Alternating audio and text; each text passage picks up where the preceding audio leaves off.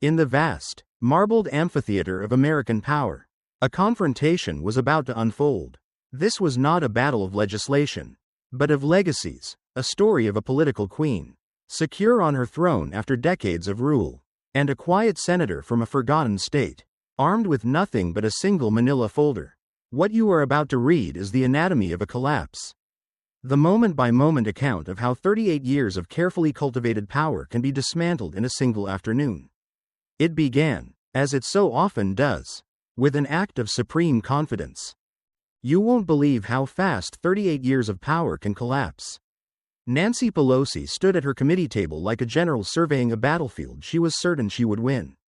At 84 years old, she commanded the room with the gravitational presence of someone who had spent a lifetime wielding power in the highest chambers of government.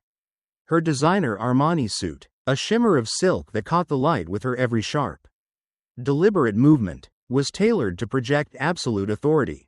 Behind her, a dozen aides arranged themselves like a royal court, a silent, attentive chorus ready to supply documents, whisper advice, or simply reflect the importance of the woman they served. Her fingers, adorned with subtle but expensive rings, stabbed through the air toward the man sitting across from her. When she spoke, her voice was a sharp, amplified instrument, cutting through the murmurs of the committee room. You're a backwoods relic from Louisiana who doesn't understand modern governance. The room detonated. On the Democratic side, members leapt to their feet, applauding wildly. Some banged their fists on their desks with enough force to make water glasses jump. In the packed gallery, 500 supporters, bussed in for the spectacle, erupted. They waved pre-printed signs and began a rhythmic chant that grew louder with each repetition. Nancy. Nancy. Nancy. The sound echoed off the marble walls and vaulted ceilings, transforming the solemnity of a congressional hearing into the raw energy of a campaign rally. Across the dais, Senator John Kennedy sat alone at his witness table. He calmly set down his pen. His single manila folder lay closed before him. There was no flanking staff, no eager entourage. There was just one senator from Louisiana in a slightly rumpled suit that had clearly seen better days, his simple wire-rimmed glasses catching the glare of the overhead lights. As the wave of noise washed over him, he reached for his water glass and took a slow, deliberate sip. The contrast was a piece of political theater in itself, her fury and his calm, her adoring crowd and his solitude, her designer armor and his working man's clothes. Pelosi's contemptuous smile widened. This would be easy. She had performed this ritual 1,000 times, silencing critics and destroying opponents with a combination of withering condescension and overwhelming political force. She had never lost. She launched into her prepared remarks, her voice rising with each accusation, feeding off the electric energy of her supporters. An aide rushed forward with a large chart showing state-by-state rankings. Pelosi held it up like a prosecutor brandishing the murder weapon. You represent poverty, she proclaimed, her voice ringing with scorn. You represent ignorance. Louisiana ranks 48th in education, 49th in healthcare, and dead last in infrastructure. Her supporters roared. The chant began anew, a pounding drumbeat of validation. Nancy, Nancy. While California leads, she continued, spreading her arms wide as if to embrace the entire tech economy. Louisiana follows. It follows like a puppy, begging for scraps from the federal table. Your state takes more in federal money than it gives back, while California subsidizes your failure. She paused for the expected laughter from her side of the aisle, received it, and then pressed her advantage. The Democrats were on their feet now, a wall of cheering bodies.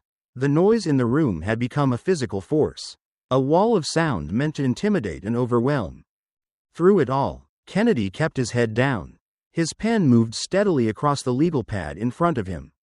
That same careful, methodical script, never wavering. He didn't look up. He didn't react. He refused to give her the fight she was so desperately trying to provoke for the cameras. Pelosi's smile faltered, just for a second. His refusal to engage was unnerving. It was like punching a ghost. It made her performance feel one-sided, almost desperate, and she knew it. Her attacks grew more personal, her voice louder, sharper, straining to pierce his maddeningly impenetrable calm. Are you even listening to me? Senator?" she demanded, an edge of genuine frustration creeping into her voice. "Or is this all too complex for a Louisiana education to understand?" The crowd, sensing her frustration, chanted louder, as if sheer volume could force him to acknowledge her. But Kennedy just kept writing, his expression unreadable behind those simple glasses. Pelosi's carefully choreographed performance was beginning to crack. She began speaking faster, cycling through a list of corporate titans headquartered in her district, her voice growing shrill as she invoked their names like talismans. "Apple, Google, Meta, Tesla, we create the future while you drill for oil and cling to the past." Finally, after an eternity of her attacks and the crowd's noise, Kennedy moved. Slowly, deliberately, he set down his pen. The small, quiet movement cut through the din, drawing every eye in the room. Conversations dropped to whispers. People in the gallery leaned forward, straining to see. He removed his wire-rimmed glasses with a theatrical precision. Taking his time, from his breast pocket, he pulled the handkerchief and began to clean each lens with infuriating care. As if he had all the time in the world and her rage was merely an inconvenient background noise. Pelosi stood at her table, her fists clenched, her earlier confidence beginning to fray at the edges.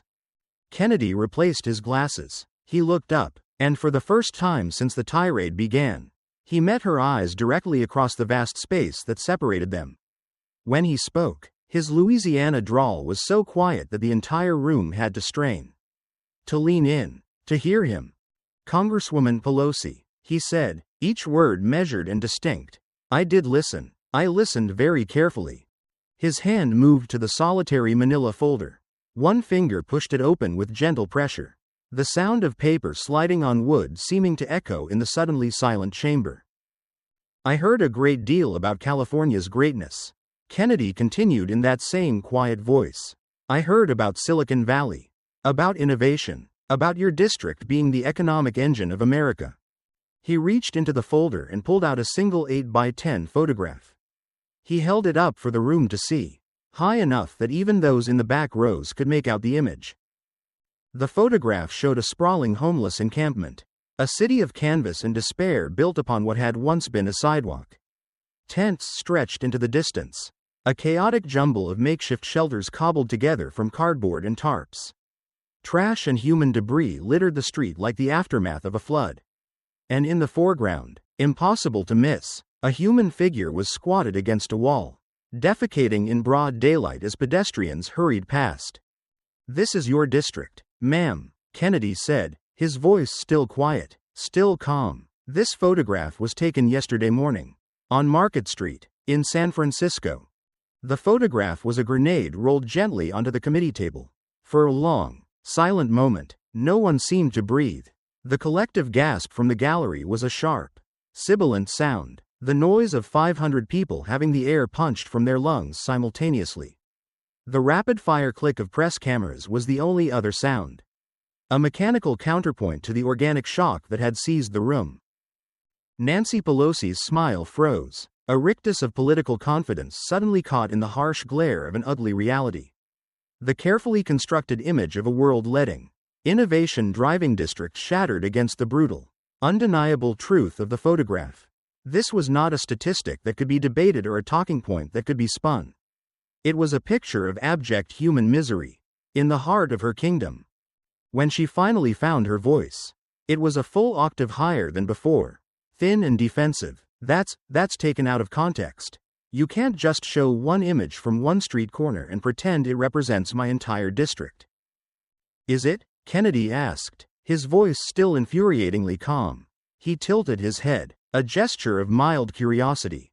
His other hand emerged from under the table, holding a thick, brick-like stack of photographs bound by a rubber band. He dropped them onto the table with a heavy thud that seemed to echo in the now silent chamber. "Because I have 50 more just like this one. All taken yesterday, all from within a 2-mile radius of your district office. Shall we discuss context, Congresswoman? We can go through them one by one, if you like." The threat was clear. He hadn't just found one embarrassing picture, he had documented a systemic failure. The thud of those photos on the table marked the end of the first phase of the hearing and the beginning of something far more dangerous for Nancy Pelosi. She straightened up, visibly trying to reclaim her authority, to pull the room's focus back to her preferred narrative. Her voice strengthened as she fell back on her prepared lines. "My district is the economic engine of America," she proclaimed, listing the corporate giants again like an incantation meant to ward off evil spirits. "Apple, Google, Meta, Tesla, we create the future." Her aides, sensing her distress, scrambled around her, rustling papers, their whispers urgent and barely audible. Kennedy let her finish. He simply watched her, patient and unmoving, like a predator who knows its prey has nowhere left to run. When she finally paused, running out of corporate names to invoke, he spoke again. "Yes, ma'am," he said quietly, "you certainly profit from the future." He slid a single document across the table toward the center. It was a simple financial summary. Even from the back rows of the gallery, the numbers were visible, large, bold, and followed by many zeros. "My investments are legal and have been publicly disclosed for decades." Pelosi's voice was entirely defensive now. She was no longer prosecuting, she was testifying. She was reacting, not acting. The power dynamic had irrevocably shifted. Kennedy nodded slowly, letting 5 full seconds of silence stretch, each tick of the clock amplifying the tension in the room. "Legal," he said finally. "Absolutely legal, Congresswoman." Another pause, even longer this time, heavy and uncomfortable. "But are they ethical?" Before she could formulate a response, Kennedy reached under his table. The sound of a laptop being pulled out scraped against the silence. He opened it with deliberate slowness, every eye in the room fixed on his hands. The computer's startup chime seemed unnaturally loud. He typed something, waited, the blue glow of the screen reflecting in his glasses. Behind him, the large projection screen flickered to life. The image that appeared would change everything. It was not a picture. It was not a chart. It was just 3 simple lines of text that would detonate the remainder of Nancy Pelosi's political authority. Paul Pelosi stock trades. January 2025. Net profit, $38.000. The room exploded. The gasps were not of surprise, but of shock. The murmurs became shouts. Chairs scraped loudly as people stood for a better view. The press row erupted into a frenzy of activity. Fingers flying across keyboards. Reporters urgently calling their editors. Pelosi's hand slammed down on her podium. Not in anger, but to catch herself. To keep from swaying. Her face had drained of all color. The transformation from the red of exertion to the white of shock happening in a matter of seconds. Her aides rushed to her side, but she waved them away with a hand that trembled visibly. Kennedy's voice cut through the chaos. Still quiet, still calm, forcing the room to fall silent once more so they could hear him. "Your husband made more money in 1 month, ma'am," he said, letting the words sink in, letting the impossible number on the screen burn itself into the memory of every person watching, "than most Americans make in their entire lifetimes." The screen changed, shifting to a detailed timeline of trades, each entry appearing one by one, a relentless drumbeat of staggering wealth. January 7th. $5.000 Apple stock sale. January 14th. $7.000 Nvidia call options. January 21st. $10.000 Google purchase. January 28th. $16.000 various trades. Kennedy let each number materialize and hang in the air for a moment before the next one appeared. The cumulative effect was devastating. This was not one lucky trade. It was a systematic, high-volume operation. And it all started, Kennedy said, his eyes never leaving hers, with information that only you had access to. Pelosi stood frozen, her mouth opening and closing. But no sound emerged. She looked like a fish pulled from water. Gasping, unable to form words, the Democrats on the committee shifted uncomfortably, their urgent interest in their phones and notes suddenly returning. Anything to avoid looking at her. Kennedy leaned forward slightly. "Shall we discuss how legal corruption works, Congresswoman?" The screen behind him faded to black. Then, in stark white letters that filled the entire display, a new chart appeared. It was a chart that made the seasoned financial reporters in the press row gasp out loud, not with polite surprise, but with genuine, audible shock. The chart showed two lines, representing investment returns from 2014 to the present.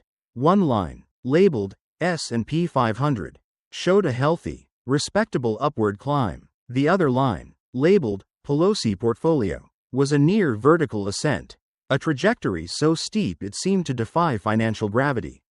Your investment portfolio, Kennedy said, his casual Louisiana drawl making the numbers even more damning, has beaten the overall stock market by a factor of 4. For every single dollar an average investor earned, you made 4. He paused. You've beaten Warren Buffett, the Oracle of Omaha himself. You've beaten Goldman Sachs, with their billion-dollar supercomputers. You've consistently, year after year, achieved returns that the most brilliant financial minds in the world can only dream of. The numbers shifted, showing a year-by-year breakdown. In 2023 alone, Kennedy continued, his finger tracing the astonishingly steep line. Your portfolio achieved a 65% return. The S&P 500's return for that same year appeared for comparison, 24%. 2.7 times, Kennedy said quietly. You made 2.7 times what the entire market delivered. That's not skill, Congresswoman. That's not luck. That's a statistical impossibility. Pelosi finally found her voice, falling back on what was clearly a well-rehearsed defense. My husband is a skilled investor, she declared, her voice regaining a fraction of its earlier power.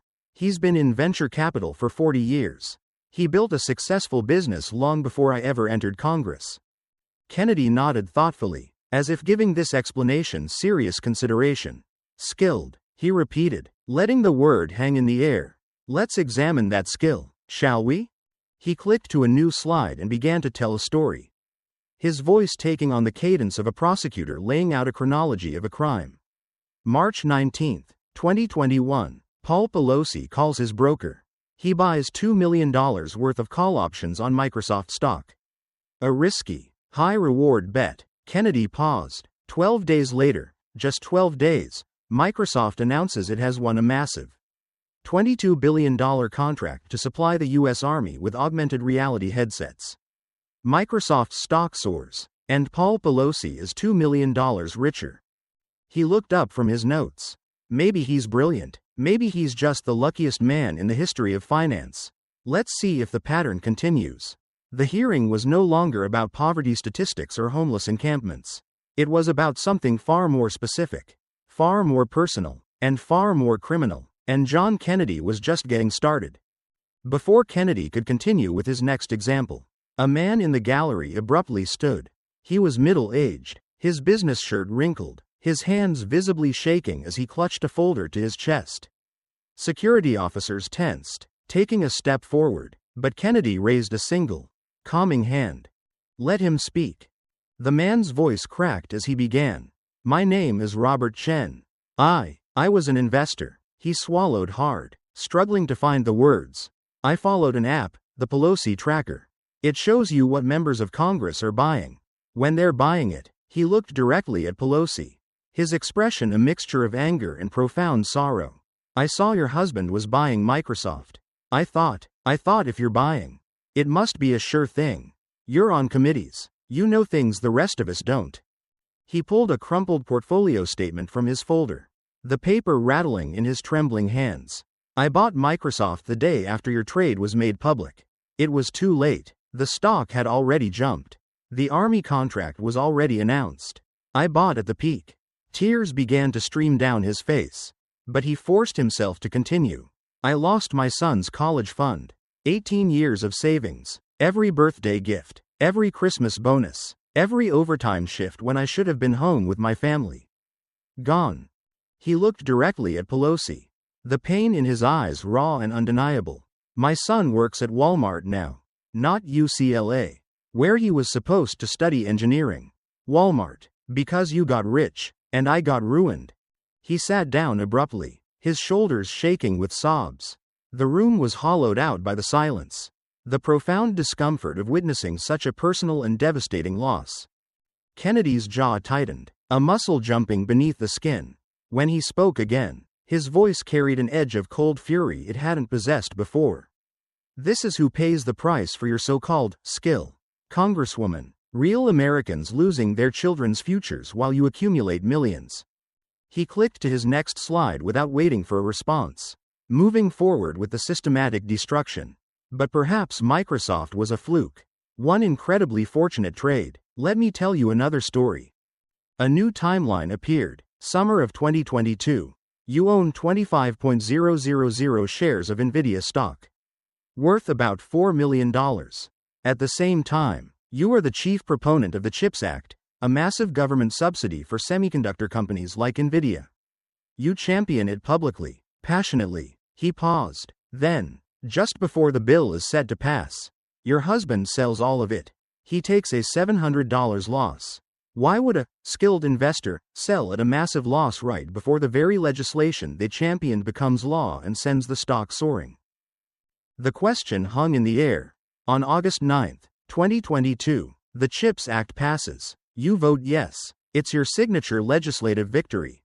And Nvidia stock explodes. It doubles, then doubles again. The $4 million you sold at a loss would be worth $12 million today. He paused again. She missed it all. Or did she?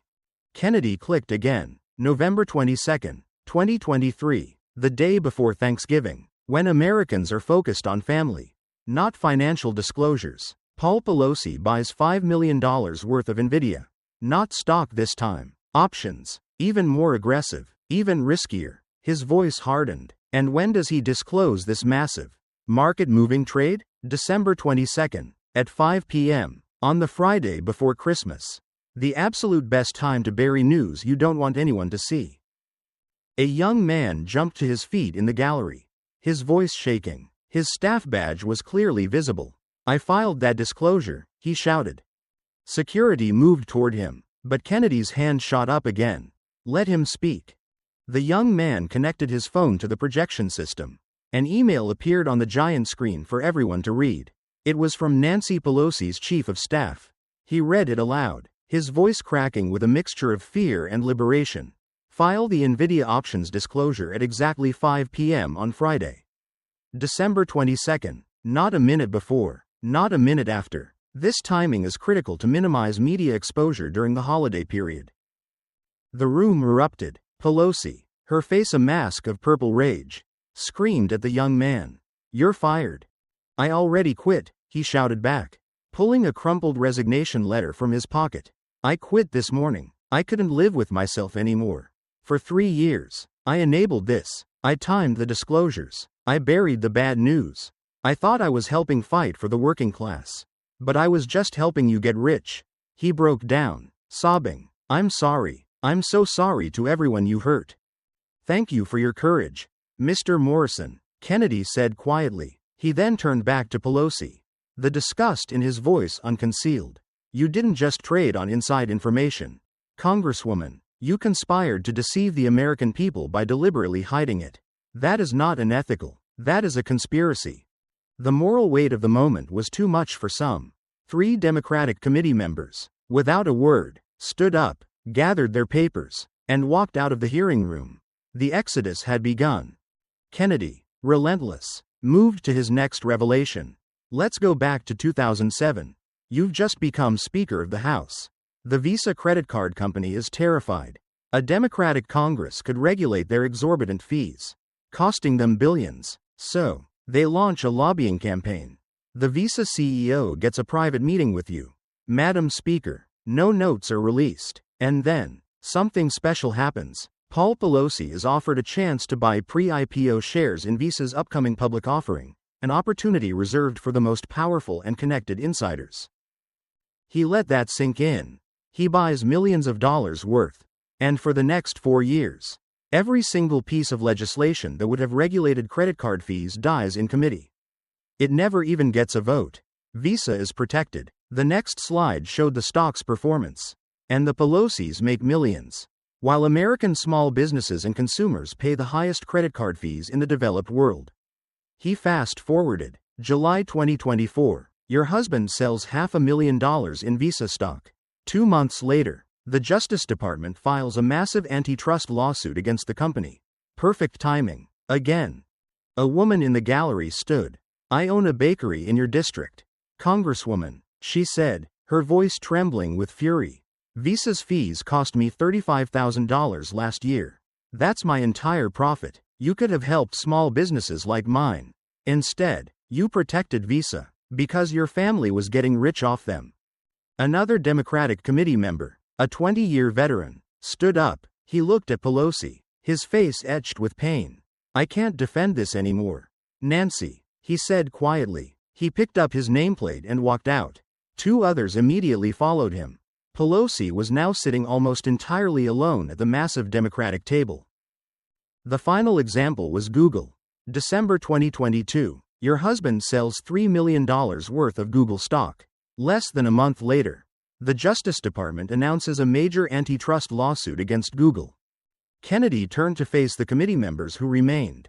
4 major trades: Microsoft, Nvidia, Visa, Google. 4 instances of statistically impossible timing. All perfectly aligned with major government actions that you, Congresswoman, had advance knowledge of. He held up a document. A probability theorist at MIT calculated the odds of this trading record occurring by luck. He concluded that it is 34 times more likely that your husband would win the Powerball lottery than achieve these results by chance. Kennedy's voice dropped, forcing the silent room to lean in.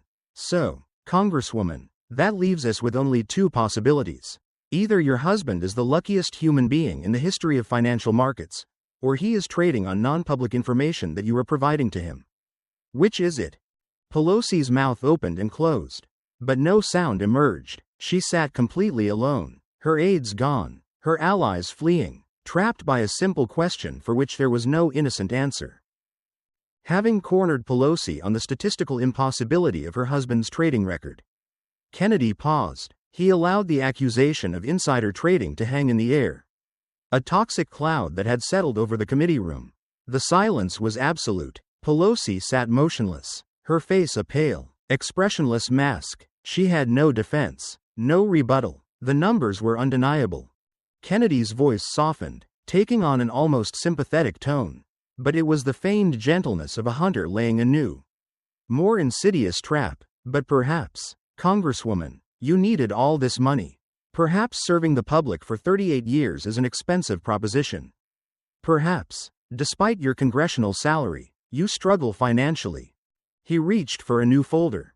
An image appeared on the projection screen. It was not a financial document, but a photograph of 2 massive, commercial-grade, stainless steel refrigerators, gleaming under professional kitchen lights. These refrigerators, Kennedy noted, his voice carefully neutral, cost $24,000. The price of a new car. A full year of college tuition at a state university. A down payment on a house for a young family. For refrigerators. The next image showed Nancy Pelosi on a late-night talk show, smiling broadly, clearly enjoying herself as she opened those same refrigerators, revealing them to be packed, floor to ceiling, with pint after pint of Jenny's splendid ice creams. $13 a pint, Kennedy specified, letting the price resonate. Most Americans buy ice cream for $3 or $4. Hers costs $13. He played the video clip.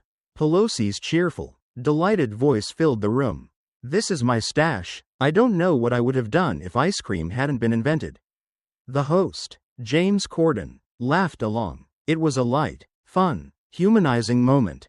Kennedy stopped the video. He pulled out a newspaper.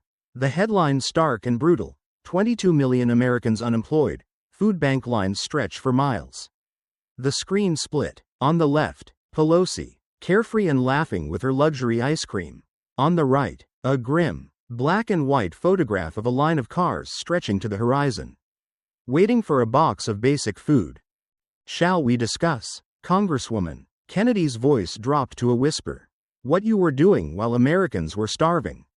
He began to paint 2 pictures, his voice taking on the cadence of a storyteller. Picture 1. April 14, 2020. A gated mansion in Pacific Heights, San Francisco. You're comfortable. You're safe. You're laughing with a talk show host about your $24,000 freezers being restocked with $13 a pint ice cream. He paused. Picture 2. A church parking lot in Detroit, Michigan. Cars are lined up for miles. Families have been waiting for 5 hours for a box of canned food. Mothers are trying not to cry where their children can see them. He let the brutal contrast sink in. Same day, same country. One woman showing off her stash of ice cream. Another woman trying to figure out how to feed her children. A woman in the gallery stood, her eyes red-rimmed and swollen. It was Maria Gonzalez, the woman whose restaurant had been featured in the photographs of the homeless encampment. "My name is Maria Gonzalez," she said, her voice shaking but determined. She held up a photo of a small, warm, inviting restaurant. "This was my life. Maria's kitchen. My husband and I built it with our hands. Our savings. Our dreams." Her voice began to break. "When COVID hit, we were forced to close. But I had a plan. The PPP loan. I applied for $50,000. Just enough to pay my staff. To keep the lights on. To keep the dream alive until we could reopen." She pulled out a timeline, reading the dates like a countdown to disaster. April 7th, I applied. April 9th, Republicans tried to pass emergency funding for the PPP. You blocked it, Ms. Pelosi. You said you needed more oversight. April 14th, you posted your ice cream video. Her voice hardened with anger. April 23rd, still no funding. I can't pay my rent. On April 29th, my bank foreclosed. She held up a second photograph. It showed her restaurant, but this time with a large foreclosure notice taped to the door. Standing in front of it were her 3 children, their faces streaked with tears. "My family lived in our car for 4 months," she said, her voice breaking completely. 4 months. While I looked for work. My children did their homework by streetlight. All because you delayed the funding for 3 weeks. For politics." She held up 2 final images, a screenshot of Pelosi's ice cream tweet. Time stamped April 14th, 3:47 p.m. And a photo of her own eviction notice. Dated April 14th, 4:15 p.m. Same day. She sobbed. Others in the gallery stood, their voices overlapping in a chorus of pain. A plumber who now lived in his truck. A baker whose 3-generation family business had died. A veteran who had survived 2 tours in Afghanistan but whose barbershop couldn't survive Pelosi's political delay.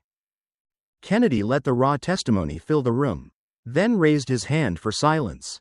18 businesses in this room alone. Congresswoman. 18 families destroyed because you played politics with their survival. He pulled out statements from progressive organizations. Groups that had once been her staunchest allies. Now condemning her tone-deaf display of wealth. He played a clip of Jon Stewart excoriating her for the hypocrisy. He was dismantling her political identity from the left and the right simultaneously. Finally, he returned to the core of his argument. "Let's discuss your wealth, Congresswoman," he said, and a timeline of her net worth appeared on the screen.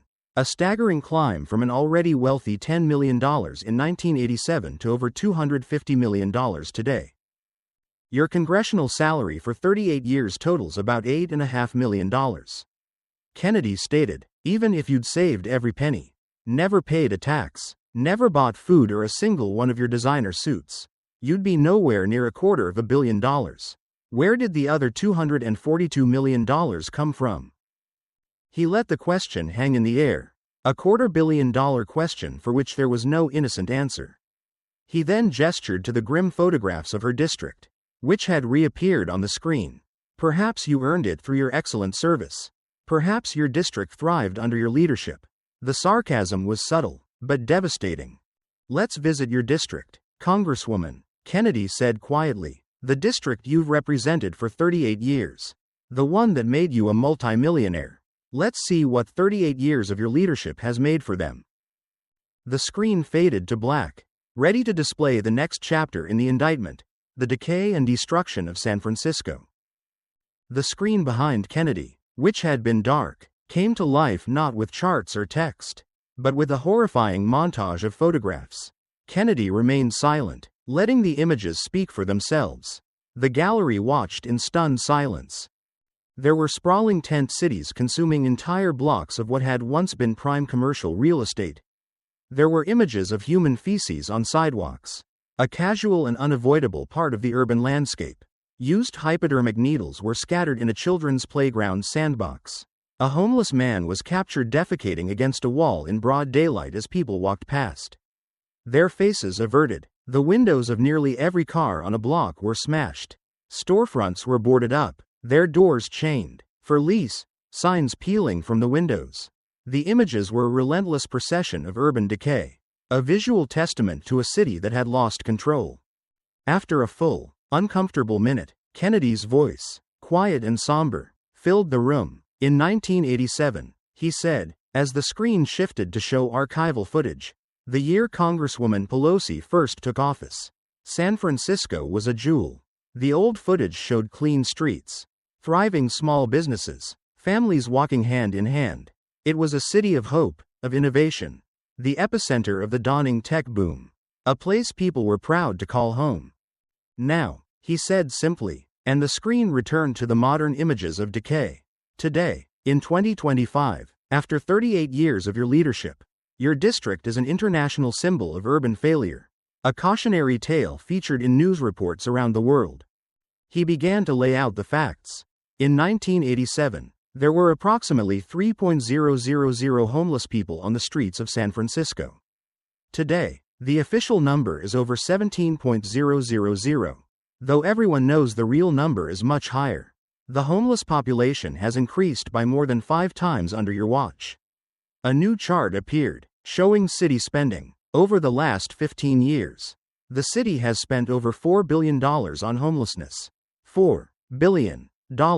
And where did that money go? A list of city contractors and nonprofits appeared. Next to each name was the total amount of their campaign contributions to Nancy Pelosi's political campaigns. The pattern was undeniable. The people getting rich off the homeless crisis, Kennedy stated, were the same people funding your political career. A homelessness industrial complex, getting rich off of human suffering. He then detailed the policies Pelosi had championed. 2014, Proposition 47, which you publicly supported, downgraded theft under $950 to a misdemeanor. The result? Security footage played, showing teams of thieves brazenly walking into stores, filling garbage bags with merchandise, and walking out, knowing they would face no consequences. Walgreens closed 17 stores. Nordstrom closed its flagship location. Hundreds of small businesses went bankrupt. You didn't just tolerate theft, Congresswoman. You effectively legalized it. He moved to Proposition 57, an early release initiative for nonviolent offenders. You supported this, too, Kennedy noted, even though nonviolent included crimes like assault with a deadly weapon. Career criminals were back on the streets within days of their arrest. He quoted San Francisco's district attorney, an official Pelosi had endorsed, whose office had a stated policy of not prosecuting public camping, public urination, prostitution, or open-air drug use. You didn't just fail to stop the decay, you actively created the policies that incentivized it. He showed 2 photos side by side. One was of Pelosi's pristine, walled mansion in Pacific Heights, protected by private security. The other was of a tent city in the Tenderloin district. You don't live in the nightmare you created, Kennedy observed. You live in luxury, protected by walls and guards, while your constituents live in hell. An elderly man stood in the gallery, his body straight and proud despite his age. He wore an old army jacket, a purple heart pinned to its chest. Sergeant James Martinez, he said, his voice strong. United States Army. 2 tours in Iraq. I came home to your district in 2006. Lost my job in the crash. Lost my apartment. I found myself on Market Street with nowhere to go. He held up a photo of a man sleeping on the sidewalk, using a backpack as a pillow. That's me. I slept on that sidewalk for 3 years. The city spent hundreds of millions on homelessness during that time. I never saw a cent of it. He held up a second photograph that made the room gasp. It showed Nancy Pelosi, in an elegant evening gown, stepping carefully around the sleeping figures on the sidewalk to get to a limousine. One of those figures was unmistakably Sergeant Martinez. That's me, Ms. Pelosi, he said, his voice steady but carrying a universe of pain. You stepped over me to get to your $1,000 a-plate fundraiser. I survived 2 tours in Iraq. I survived IEDs and firefights. But I couldn't survive in your district. He held up his purple heart. This is what I got for my service to this country. Then he pointed to the screen showing Pelosi's mansion. That is what you got for yours. Before the room could recover, another woman stood, scars visible on her face. "My name is Jennifer Park. I'm a teacher in your district." She held up a photo of herself, smiling and vibrant. Then she held up a second photo, taken in a hospital bed, her face swollen and bruised almost beyond recognition. "In June of 2022, I was walking home from school and was assaulted and raped by a homeless man who had been reported to the police 15 times but was never arrested. Thanks to your DA's policies." She projected her phone's call log onto the screen. It showed 47 calls to Nancy Pelosi's congressional office. 47 times I called, begging for help. 47 times. No one called me back. She then showed a screenshot of Pelosi's Twitter account from the same day as her 47th call. "Looking forward to tonight's fundraiser at the French Laundry. While I sat in my apartment, too afraid to go outside," Jennifer sobbed. "You were posting on Twitter about your $1,000 a plate dinner." The room erupted in a chorus of pain from other constituents, their stories of crime, loss, and neglect overlapping. Kennedy let them speak, letting Pelosi absorb the full weight of her constituents' suffering. Finally, he raised his hand for silence. "These are your people, Congresswoman," he said, his voice a low, moral judgment. "While you made $250 million, while you showed off your luxury ice cream, while you traded stocks with impossible timing, they suffered. They lost their businesses, their safety, their homes, their dreams." He closed the folder on San Francisco's decay and paused, looking exhausted and sad. "Your district is a disaster. 38 years of your leadership has led to ruin. And yet, you are one of the wealthiest people in America." He looked directly at her. "So, let me ask you one final question."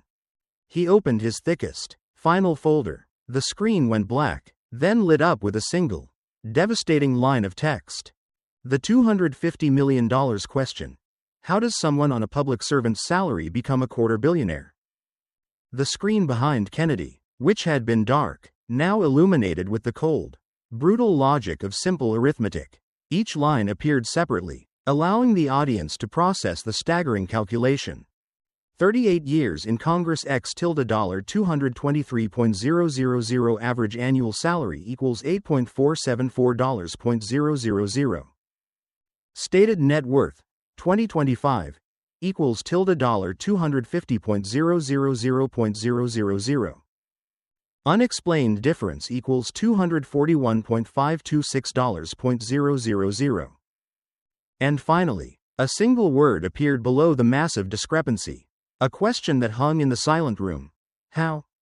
Kennedy stood at the presentation screen, looking less like a senator and more like a forensic accountant about to deliver a final, damning audit. "We are going to answer that question, Congresswoman," he said, his voice carrying the weight of irrefutable evidence. "We are going to trace the dollars. We are going to show this committee, and the American people, exactly how a public servant on a government salary becomes a quarter billionaire." He clicked to the first slide, an aerial photograph of a sprawling estate in Napa Valley. "Let's start with real estate. In 1999, you and your husband purchased this vineyard estate for $2.5 million. Today, it is valued at over $25 million.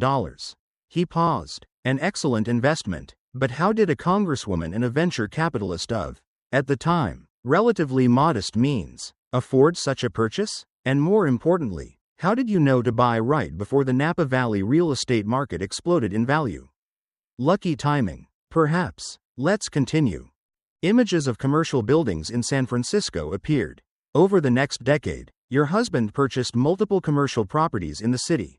Again, excellent investments, now valued at a combined $25 million. But notice the pattern. A timeline appeared on screen. Every single property was purchased in an area that subsequently received millions in federal development money you helped secure. Every single one was in a zone that later received favorable rezoning from the city. Every purchase was perfectly positioned to maximize its value based on future government action. A man in the gallery, dressed in an expensive suit, stood. "I competed against Paul Pelosi for 20 years. He said, his voice confident. "My name is Richard Thornton. I've developed property in San Francisco since 1995. And I can tell you, that man always knew. He always knew which neighborhoods would get new transit grants. Which areas would be upzoned? We used to joke that he had a crystal ball. But it wasn't a crystal ball. It was his wife in Congress. Kennedy nodded grimly and continued. But the empire isn't limited to your husband. Your husband's brother, Ronald Pelosi, is a major contractor in California. His companies have won over $50 million in state contracts over the last 2 decades. A flow diagram appeared on screen, showing a perfect, self-sustaining loop. You, Congresswoman, secure federal grants for California. The state receives the money and awards contracts. Your brother-in-law's company wins a disproportionate number of those contracts. His company then makes large donations to your campaign. The family profits at every stage. He clicked to the next slide. Your son, Paul Pelosi Jr., sits on the board of multiple companies. NRG Lab, which received a $10 million Department of Energy grant while you served on the relevant oversight committee. This Coil Group, which received EPA contracts during your term on the Appropriations Committee. All perfectly legal, all completely corrupt. A family tree appeared on screen, with staggering dollar amounts attached to each name. The husband, over $200 million. The brother-in-law, $50 million in contracts. The son, tens of millions in board fees and stock options. A Democratic senator, a man who had served with Pelosi for over 2 decades and was considered a close ally, slowly stood. His face was a mask of pain. Madam Speaker, he said, his voice shaking, I have defended you for 30 years. I believed in you, but I cannot defend this. You became the very corruption we swore to fight. He picked up his briefcase and walked out of the hearing room. 2 other Democrats immediately followed him. Kennedy pressed on, returning to the stock trades. In 2012, you voted for and praised the Stock Act, a law designed to stop congressional insider trading. You called it a shining light on a gaping hole in our ethics laws. Footage played of Pelosi at the signing ceremony, smiling and celebrating. And then, Kennedy said, his voice hard, you ignored it, not the letter of the law, but its entire spirit. The impossibly timed trades, Microsoft, Nvidia, Visa, Google, all happened after you passed the law to stop exactly this behavior. He played another clip, this one of Jon Stewart. How does she get away with it? Congress regulates Congress. They police themselves and, surprisingly, find themselves innocent every time.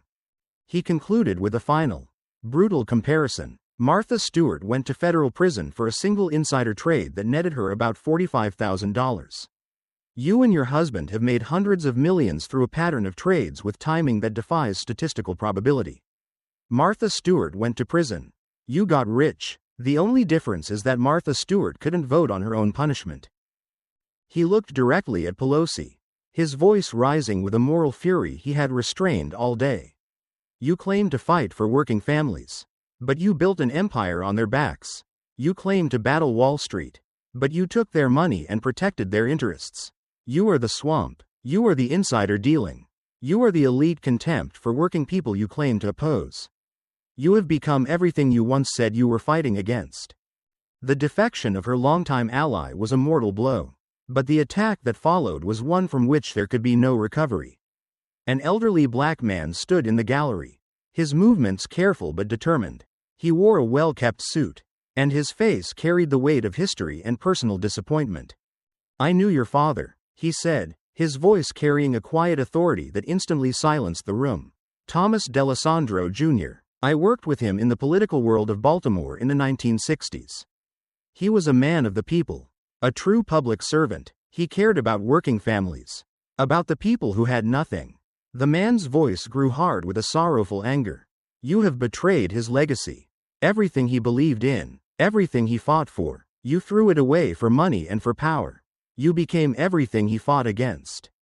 The words struck Pelosi with a force that none of Kennedy's financial data had. This was not a political opponent, this was a voice from her own past. From her own family's legacy.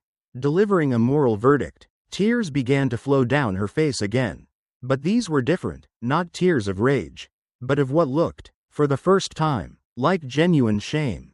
I served my country, she whispered, the words barely audible, the last, hollow defense of a woman with nothing left.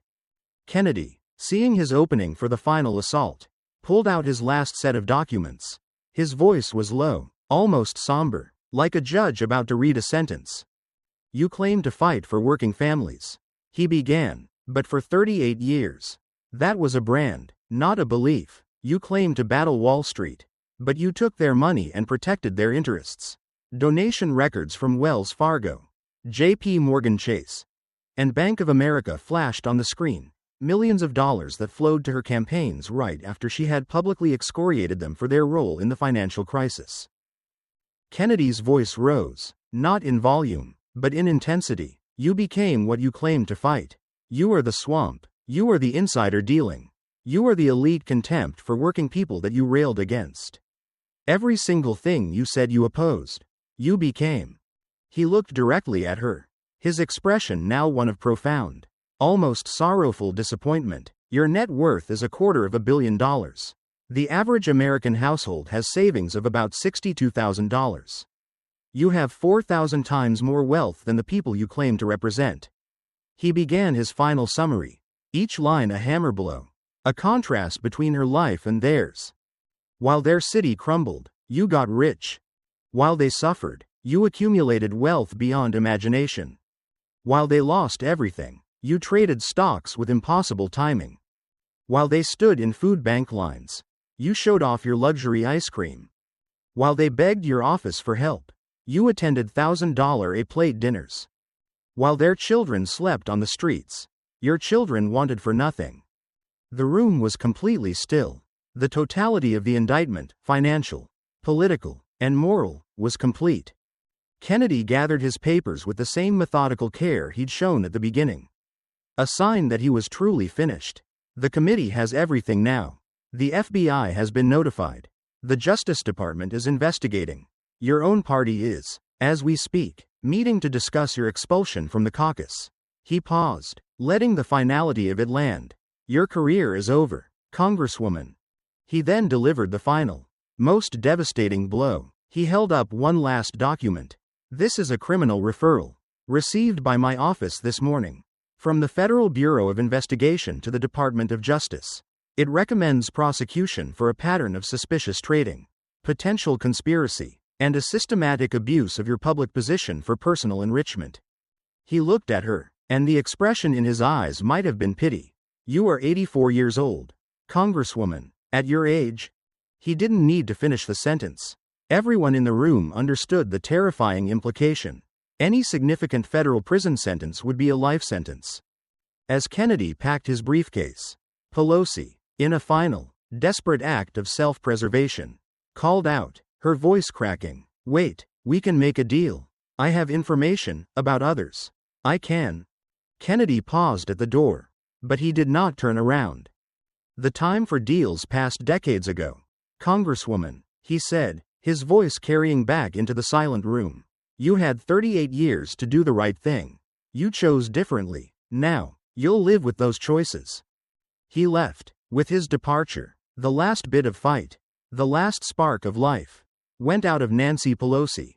She sat alone at the witness table, abandoned by her staff, her supporters, and her colleagues. The committee room that had been her kingdom for decades had become her courtroom. And the verdict was in. Guilty. The complete and total destruction of Nancy Pelosi's career was not an accident.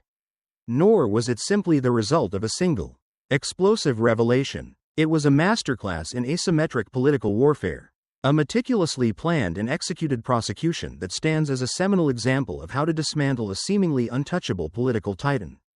The confrontation was a clash of two fundamentally different approaches to power. Pelosi entered the hearing wielding the conventional weapons of the modern political establishment: overwhelming force, personal invective, institutional authority, and the mobilization of a loyal base. Her strategy was to create a spectacle of dominance, to humiliate her opponent so thoroughly from the outset that any counter-arguments would be dismissed as the desperate flailing of a defeated man. Senator Kennedy, in contrast, chose to fight on an entirely different battlefield. He understood that he could not win a battle of volume, of celebrity, or of partisan loyalty. Instead, he chose the terrain of verifiable fact and moral clarity. His strategy was not to overpower Pelosi, but to methodically dismantle the very foundation of her power, piece by piece. until the entire edifice collapsed under its own weight. The success of this strategy rested on several key pillars. First and foremost was the strategy of stillness. Kennedy's initial refusal to react to Pelosi's barrage of insults was not a sign of weakness, but his opening strategic move. This rope-a-dope defense accomplished two critical objectives. It allowed Pelosi to overextend herself, to become increasingly shrill and emotionally unregulated. The longer her tirade went on unanswered, the more it began to look less like a powerful indictment and more like a desperate, one-sided performance. It created a powerful visual and tonal contrast for the audience, her emotional chaos versus his rational calm. Before Kennedy even presented a single piece of evidence, he had already framed himself as the sober adult in the room, subtly manipulating the audience's perception and priming them to see him as the more credible actor. The second pillar was the power of the tangible.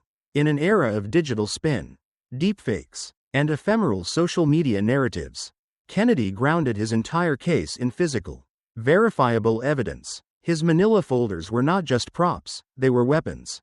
Each time he reached for a new document, the 8x10 photograph of the homeless encampment, the stack of 50 more, the highlighted financial statements, the MIT professor's probability analysis, he was anchoring his argument in a reality that could not be dismissed. The projector screen was his most effective weapon, transforming abstract accusations into undeniable visual proof. The audience didn't just hear that Paul Pelosi made $38 million, they saw the number in a stark, bold font that filled their field of vision. They didn't just hear that Pelosi's district was in decay, they saw the heartbreaking images of human suffering. This relentless presentation of tangible evidence short-circuited Pelosi's ability to reframe the debate into a matter of partisan opinion. Third was the masterstroke of narrative sequencing and escalation. Kennedy did not begin with his most damning evidence. He constructed his case like a skilled prosecutor, building it layer by layer, ensuring each revelation landed with maximum impact. Phase 1 was to undermine her credibility. The photographs of San Francisco directly contradicted her opening monologue about California's greatness, immediately putting her on the defensive and proving that her perception of her own district was, at best, a fantasy. Phase 2 was to establish a pattern of deception. The stock trades, beginning with the statistically impossible, luck, and escalating to the more overtly corrupt, pay-for-play, schemes, established a clear pattern of unethical, if not illegal, behavior. Crucially, he then moved to Phase 3, humanize the victims. He did not allow the hearing to remain a debate about abstract numbers. The testimonies of Robert Chen, the small investor who lost his son's college fund, Sarah Goldstein, the bakery owner crushed by visa fees, Maria Gonzalez, whose business died during the PPP delay, and Sergeant Martinez, the homeless veteran, were the moral heart of the prosecution. They transformed Pelosi's actions from political gamesmanship into acts that caused profound and lasting human suffering. This made it impossible for her allies to defend her actions as simply how the game is played. Finally, he delivered the moral and legal coup de grace. The defections of her own allies, the denunciation by the civil rights veteran, and the final reveal of the criminal referral from the FBI were the closing arguments. By that point, her guilt in the court of public opinion was so firmly established that the threat of legal consequences was merely a formality. Kennedy's strategy was not to win a shouting match, but to build a prison of facts around his opponent. He used Pelosi's own words, her own financial records, her own policy failures, and the pain of her own constituents as the bars of the cell. His victory was a quiet one, a testament to the idea that in the end, the weight of the truth, when presented methodically and relentlessly, can be a force more powerful than any political dynasty. The fall of Nancy Pelosi was more than just the end of a single, powerful career. It was a seismic event that sent shockwaves through the entire political ecosystem, shattering long-held assumptions about power, accountability, and the very nature of corruption in modern America. The hearing and its aftermath established a new and dangerous precedent for the political establishment, leaving a permanent scar on the landscape of Washington. The most significant consequence was the public shattering of the legal corruption defense. For decades, a certain type of corruption has flourished in Washington, operating in the gray area between the unethical and the explicitly illegal. Politicians have enriched themselves and their families through practices that, while morally repugnant to the average citizen, were technically legal and properly disclosed: perfectly timed stock trades, lucrative board positions for family members, and the unspoken exchange of legislative favors for campaign donations. The standard defense has always been, as Pelosi attempted, "My investments are legal and have been publicly disclosed." Kennedy's prosecution was a direct and successful assault on that fortress of cynical legality. He effectively argued that the court of public opinion operates under a higher law than the U.S. Code. The central question of the hearing was not, did she break the law? But, did she betray the public trust? By winning this argument so decisively, Kennedy fundamentally changed the rules of the game. He demonstrated that a politician could be destroyed not by an indictment from the DOJ, but by an indictment from the American people, based on evidence of profound ethical failure. The hearing exposed the business as usual of Washington not as a sophisticated game for insiders, but as a systemic rot that preys on ordinary citizens. Secondly, the event marked the implosion of the partisan shield. A core tenet of modern politics is that tribal loyalty supersedes all other considerations. A politician under attack, no matter how credible the accusations, can typically rely on their party to close ranks, circle the wagons, and dismiss the charges as a purely partisan witch hunt. Pelosi certainly expected this. What she did not anticipate was that the evidence presented would be so overwhelming, so visually and emotionally powerful, that it would breach the walls of partisanship. The slow, steady defection of her Democratic colleagues, first the quiet exits, then the pained public denunciations, was perhaps the most shocking development of the day. It demonstrated that there is, in fact, a limit to partisan loyalty. When confronted with irrefutable evidence of corruption that is not just abstract but visually represented by the suffering of sympathetic victims, the homeless veteran, the grieving mother, the bankrupted small business owner, the political calculus of self-preservation can override tribal instinct. The Democratic Party did not abandon her out of a sudden crisis of conscience. They abandoned her because they understood that defending her was politically indefensible and would permanently taint their own brand. Finally, the hearing served as a profound reckoning for the media. Kennedy's presentation was an implicit indictment not only of Pelosi but of the entire media ecosystem that had enabled her for decades.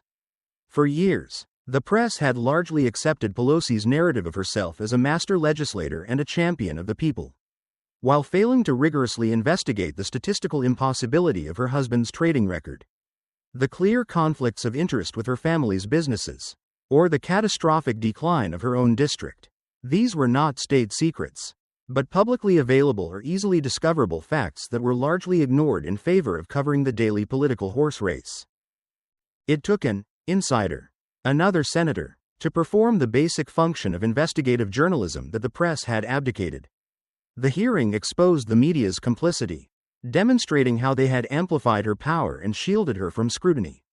The legacy of the Pelosi-Kennedy hearing, therefore, is a new and volatile playbook for political accountability.